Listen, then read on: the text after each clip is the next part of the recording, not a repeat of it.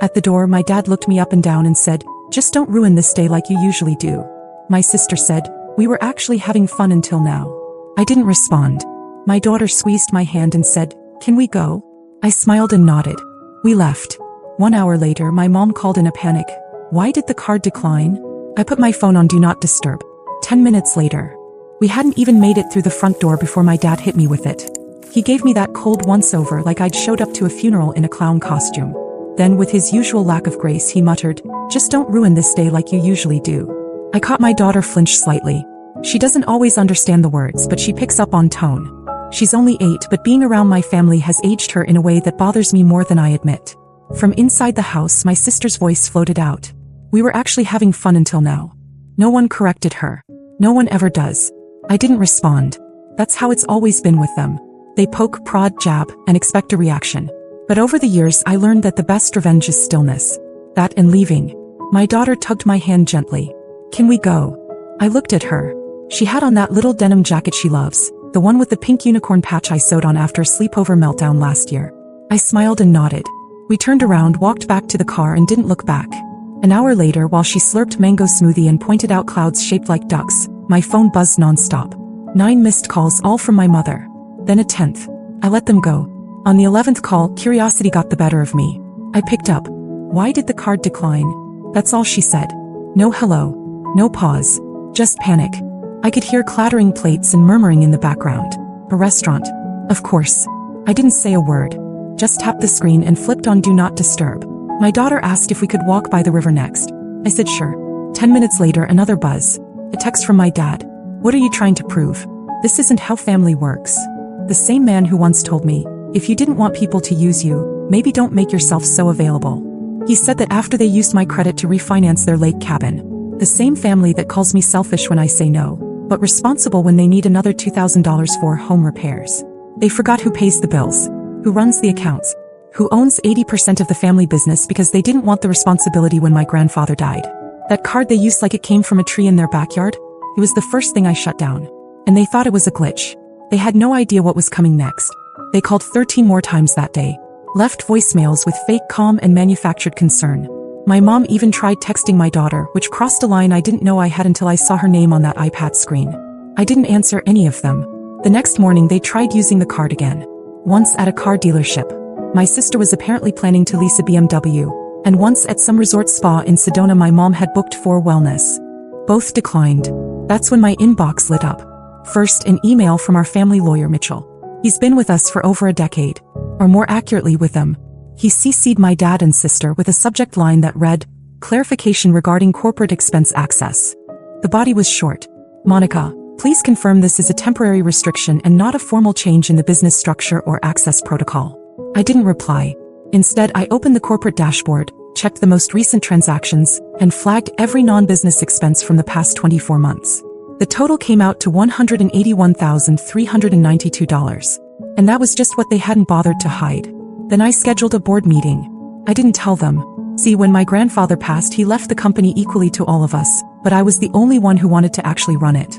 My dad said he was too old to learn the new systems, my sister was exploring her spiritual path, and my mom wanted to focus on interior design. So they signed over their management shares in exchange for a generous monthly draw. $11,000 each. On the condition they'd stay out of operations. For a while it worked. I kept the company growing. Expanded into 3 new states. Built a team of 32 employees. I thought the piece was worth the money. But now they had crossed every line. The board meeting happened quietly. Just me and 2 of our advisors, both of whom had been waiting years for me to clean house. I revised the structure, ended all family stipends, and had Mitchell removed as legal counsel for conflict of interest. I drafted the letters myself and mailed them certified so they'd have to sign when they received them. 3 days later the screaming started. My dad showed up at my office. Or tried to. Security turned him away. My sister sent a 12-paragraph Facebook message that started with, "You've always been jealous of me," and ended with, "You'll regret this when we're gone." My mom tried the old guilt angle. Left a voicemail sobbing about how family is supposed to support each other. But her version of support looked a lot like theft. That weekend my daughter and I went camping for the first time. Just the 2 of us. No emails. No cell service. We made s'mores and she asked if we could build a treehouse when we got back. Meanwhile, back home the collapse had only just begun. By the time we got back from the camping trip, Everything was different. I hadn't checked my phone in 2 days. When I finally did, it looked like a digital battlefield. Over 70 missed calls, multiple angry texts from numbers I didn't recognize, and a flood of emails all demanding the same thing. Why? The final straw came from Mitchell. A formal letter, this time not an email. He was trying to reverse the decision to remove him as counsel, citing inadequate notification and long-standing loyalty to the family entity. I almost laughed. The man billed me $400 an hour for emotional labor after a board call last year. Loyalty wasn't part of the package. I didn't respond. I had already hired new counsel, a quiet, sharp woman named Eloise who specialized in cleaning up legacy family firms. She reviewed everything, nodded once, and said, "About time." Back at the house, I found 3 unopened packages from stores I never ordered from. My mom had used the business account to buy a $1,200 coffee table and a chandelier that looked like it belonged in a palace. It was all getting returned.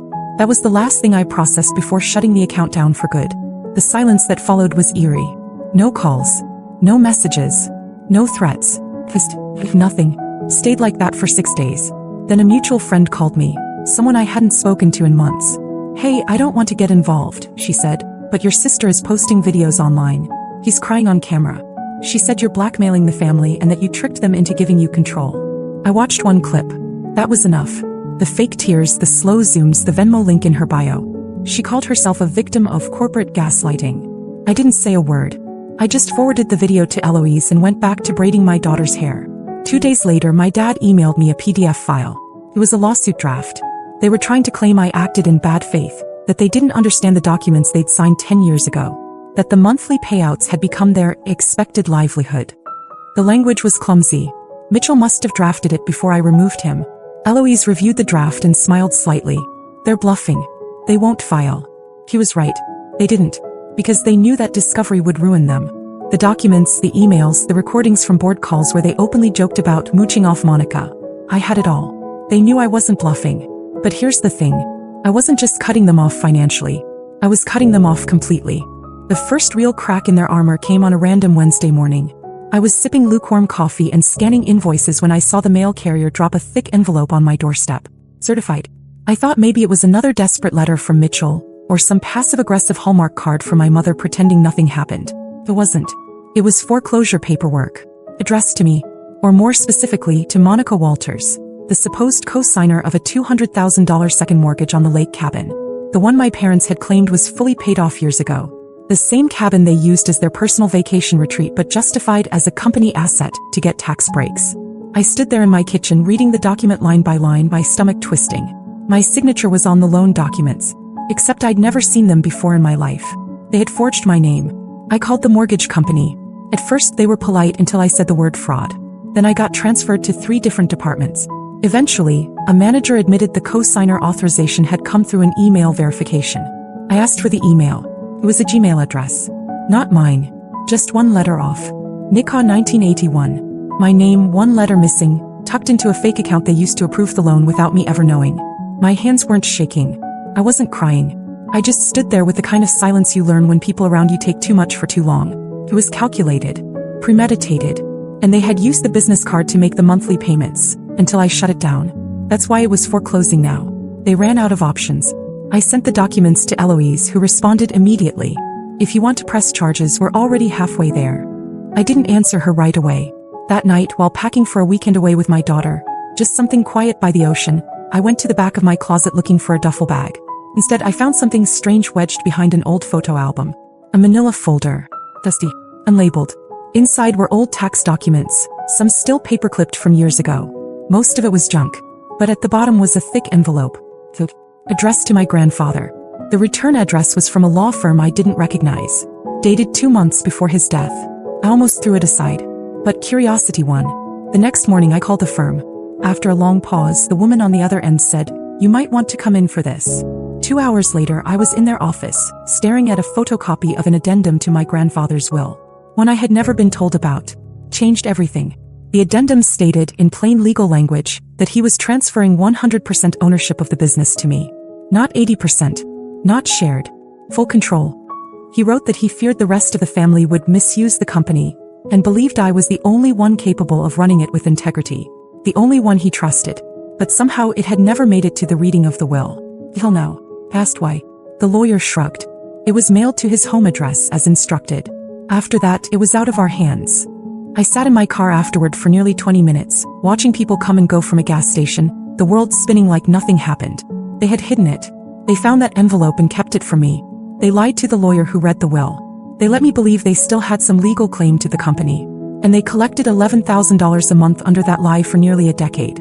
I drove straight to Eloise's office. If this holds up, I asked, what happens? She didn't even blink. We retroactively nullify their shares. Every dollar they took, they'll owe it back. There was a long pause before I spoke again. They'll never recover from this. Eloise gave a faint smile.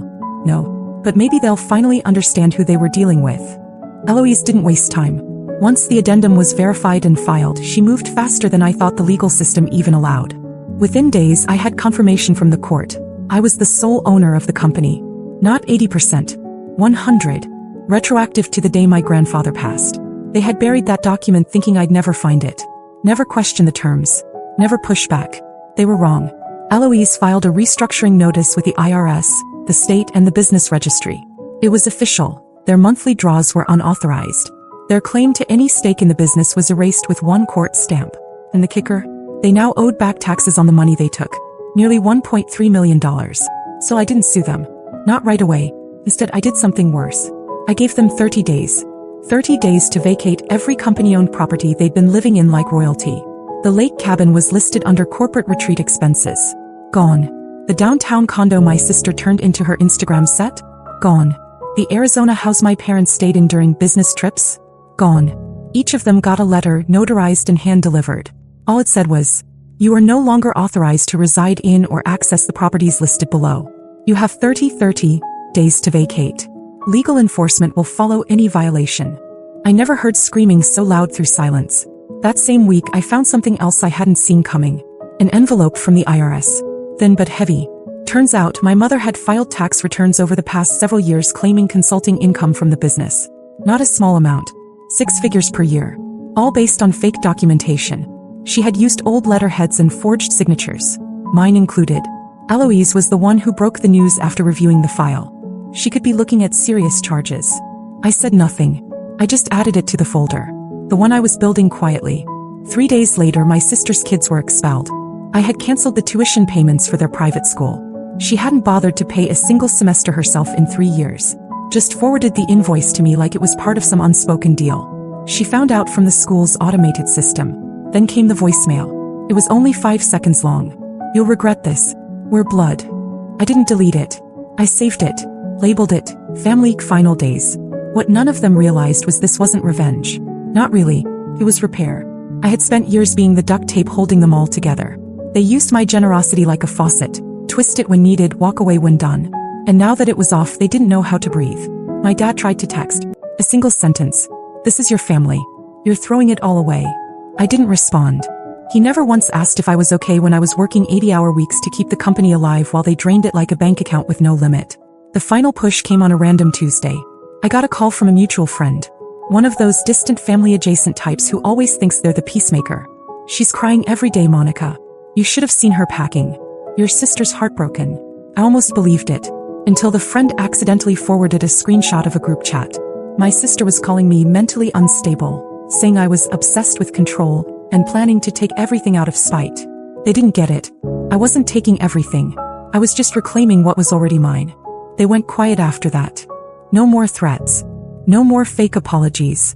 No surprise visits or last-ditch efforts to change the narrative. Just silence. A silence so complete, it felt like winter after a storm. Everything still, nothing moving. I didn't hear from my dad after the eviction deadline passed.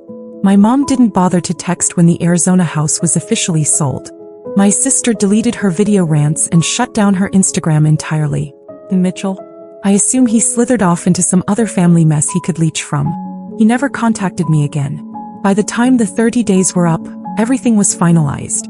The properties were locked, utilities transferred, and a locksmith had been through each address. I sent a small crew to clean up. The lake cabin was the worst. Wine stains, broken drawer handles, and a gold-framed photo of my sister in the master bedroom. Like she owned the place. They left everything behind. Like they thought I'd come running to fix it. They still didn't understand I wasn't coming back. The company, now completely mine, has never run smoother. We cut costs, raised salaries for our core staff, and doubled profits in 1 quarter. And not one person asked about my family. No one missed them. I took my daughter to New York to see the first snow.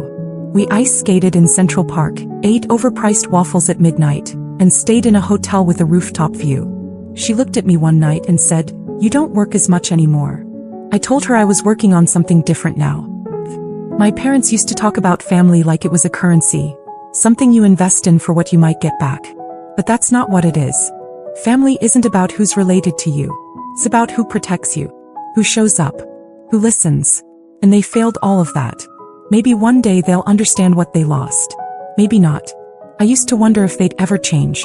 If one of them would show up with a real apology, if there'd be a moment where they finally got it. But I've stopped waiting for that. We haven't spoken in months now. Not a word. No one speaks to each other anymore. And maybe that's for the best. For now there's peace. There's quiet. There's space to breathe and raise my daughter without the weight of people who only knew how to take. I don't know if there'll be updates. Maybe this is it. But for now, thank you all for your attention and support. Truly.